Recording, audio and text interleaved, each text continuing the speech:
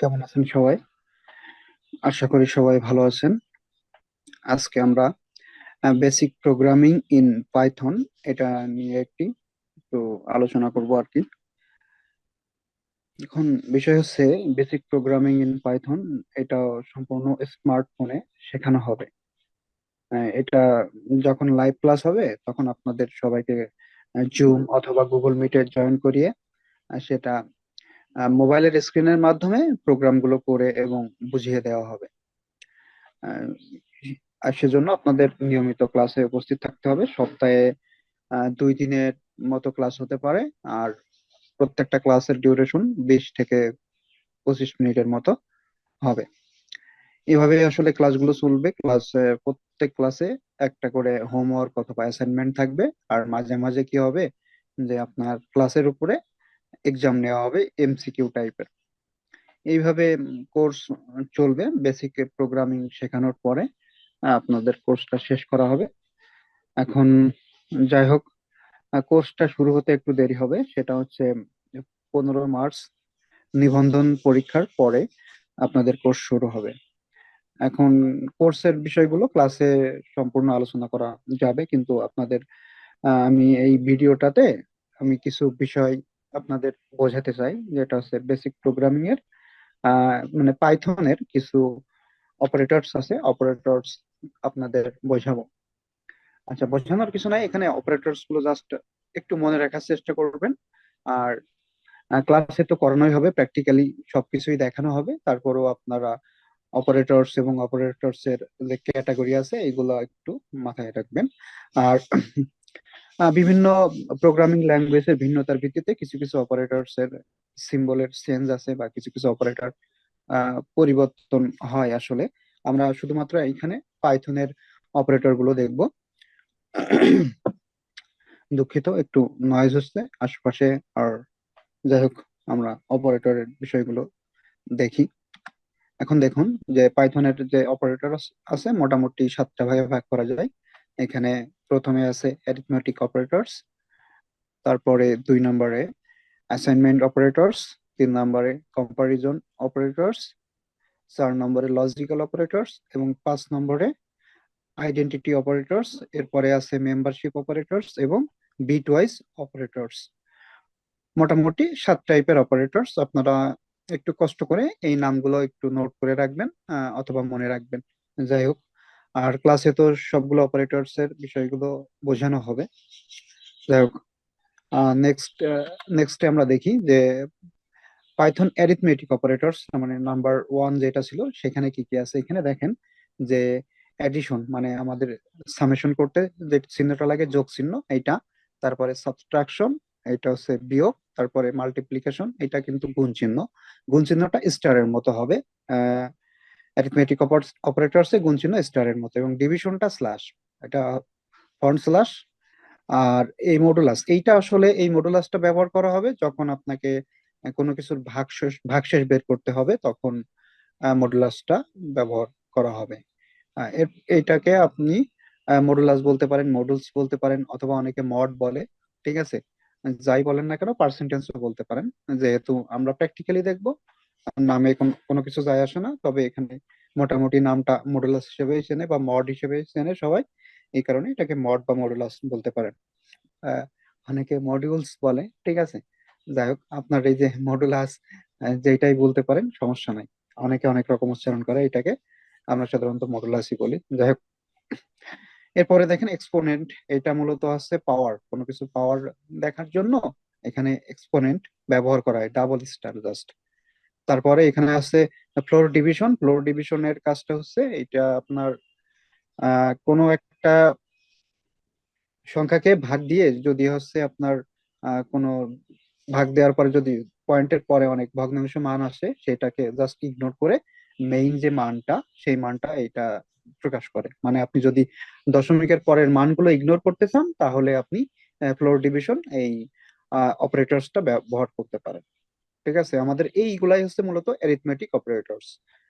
এইগুলা একটু মাথায় রাখবেন, যে কোনটার কি কাজ। মানে এটা তো জানি আমরা, এটা অ্যাডিশনের যোগ করবে, এটা বিয়োগ করবে, তারপরে মাল্টিপ্লিকেশন গুণ করবে, ডিভিশনটা ভাগ করবে, মডুলাসটা কি করবে? মডুলাসটা আপনার এটা ভাগশেষ নির্ণয় করবে। এক্সপোনেন্ট এটা হচ্ছে আপনার পাওয়ার, কোনো কিছুর পাওয়ার নির্ণয় করার জন্য আপনার এক্সপোনেন্ট ব্যবহার করতে হবে। আর ফ্লোর ডিভিশন তার মানে আপনার আহ ভগ্নাংশ ইগনোর করার জন্য, ভগ্নাংশ মানে দশমিকের মান, পরের মানগুলো ইগনোর করার জন্য আপনি ফ্লোর ডিভিশন সাইনটা ব্যবহার করতে পারেন।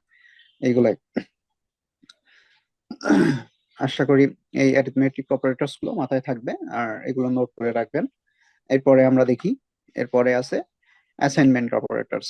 অ্যাসাইনমেন্ট অপারেটরস গুলো আমরা যতগুলো দেখছি সবগুলো কিন্তু আপনার মোটামুটি পাইথনের জন্য, ঠিক আছে, পাইথনের জন্য।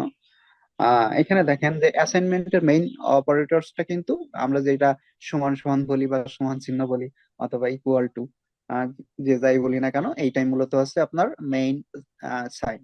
ঠিক আছে, এরপরে আমাদের সাথে সাথে কিছু আছে যে আপনার অ্যাডিশন আছে, তারপরে তারপর সাবট্রাকশন অ্যাসাইনমেন্ট আছে, ঠিক আছে। তারপর এখানে মাল্টিপ্লিকেশন অ্যাসাইনমেন্ট। তার মানে দেখেন প্রত্যেকটা যে অ্যাসাইনমেন্ট অপারেটর আমরা যে ইজ ইকুয়াল টু বলি, এইটার আগে কিন্তু প্রত্যেকটার আগে সেম চিহ্নগুলো আছে। মাল্টিপ্লিকেশন, তারপরে ডিভিশন অ্যাসাইনমেন্ট আছে, এখানে দেখেন যে ভাগ চিহ্ন দিয়ে বোঝানো আছে। তারপরে মডুলাস অ্যাসাইনমেন্ট, এটা আপনার ভাগশেষ দেখানোর জন্য। আর ফ্লোর ডিভিশন, ফ্লোর ডিভিশনের কাজটা তো জানেন। ফ্লোর ডিভিশনটা আপনার দশমিকের মানটাকে ইগনোর করে ফলাফল প্রদর্শন করবে, এটা হচ্ছে। আর এক্সপোনেন্ট অ্যাসাইনমেন্টের ক্ষেত্রে এখানে পাওয়ার, এটা অ্যাসাইনমেন্ট সাথে। তারপরে এইটা হচ্ছে বিটওয়াইজ এন্ড অ্যাসাইনমেন্ট, এটা আমরা পরবর্তীতে দেখবো। এইটা মূলত বাইনারির ক্ষেত্রে ব্যবহার করা হবে, বাইনারি নাম্বারের ক্ষেত্রে এটা। তারপরে বিটওয়াইজ অর অ্যাসাইনমেন্ট, অর অ্যাসাইনমেন্টও এইখানে অর সাইনটা দেখেন যে জাস্ট একটা লম্বের মতো একটা দাগ, ঠিক আছে। তারপরে বিটওয়াইজ এক্স অর অ্যাসাইনমেন্ট, ঠিক আছে, এটা একটা ক্যাপের মতো।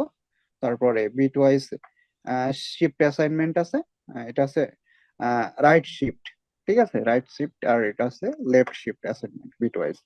আচ্ছা, এটা মূলত মূলত আছে এগুলো assignment operator. Assignment operator main জিনিসটা মনে রাখলেই হবে মোটামুটি।